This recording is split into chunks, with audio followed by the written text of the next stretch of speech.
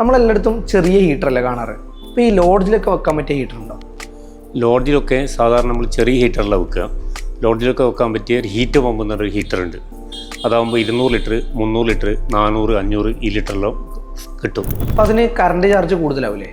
Heat പമ്പിൻ്റെ ഒരു പ്രധാനപ്പെട്ട പ്രത്യേകത എന്ന് പറഞ്ഞാൽ അതിൻ്റെ കറണ്ട് കൺസപ്ഷനാണ്. സാധാരണ ഒരു ഹീറ്ററിന് 2000 വാട്ട്സാണ് കറണ്ട് കൺസപ്ഷൻ വരിക. ഒരു 5 ബാത്റൂമുള്ള വീട്ടിന് 5 ഹീറ്റർ വെക്കുമ്പോൾ 10,000 വാട്ട്സായി. ഈ ഹീറ്റ് പമ്പിൻ്റെ കറണ്ട് കൺസപ്ഷൻ എന്ന് പറയുന്നത് വെറും 950 വാട്ട്സാണ്. 200, 300 ലിറ്ററിന് 950 വാട്ട്സും 400, 500 ലിറ്ററിന് 1350 വാട്ട്സാണ്. അപ്പോൾ ഈ സോളാർ ഹീറ്ററുമായിട്ട് കമ്പയർ ചെയ്യുമ്പോൾ ഏതാണ് നല്ലത്? ഈ സോളാറിൻ്റെ ഒരു ഡിമെറിറ്റ് എന്ന് പറയുന്നത് നമുക്ക് നല്ല മഴയുള്ള സമയത്ത് നല്ല ചൂടുവെള്ളം കിട്ടില്ല. ഹീറ്റ് പമ്പ് ആകുമ്പോൾ നമുക്ക് ഏത് സമയത്തും നമ്മൾ ഇഷ്ടാനുസരണം നമുക്ക് യഥേഷ്ടം ചൂടുവെള്ളം കിട്ടും. ഹീറ്റ് പമ്പ് ഇരിട്ടിയും മട്ടഞ്ചേരുമുള്ള ബിൽഡക്കറിൻ്റെ 2 ഷോറൂമുകളിലും അവൈലബിൾ ആണ്. അതല്ല, നിങ്ങൾക്ക് പർച്ചേസ് ചെയ്യാൻ പറ്റിയ ഏറ്റവും നല്ല ടൈമാണിത്. കാരണം ബിൽഡക്കറിൻ്റെ 2 ഷോറൂമുകളിലും ഓഫർ സെയിൽ ഇപ്പോൾ നടക്കുന്നുണ്ട്.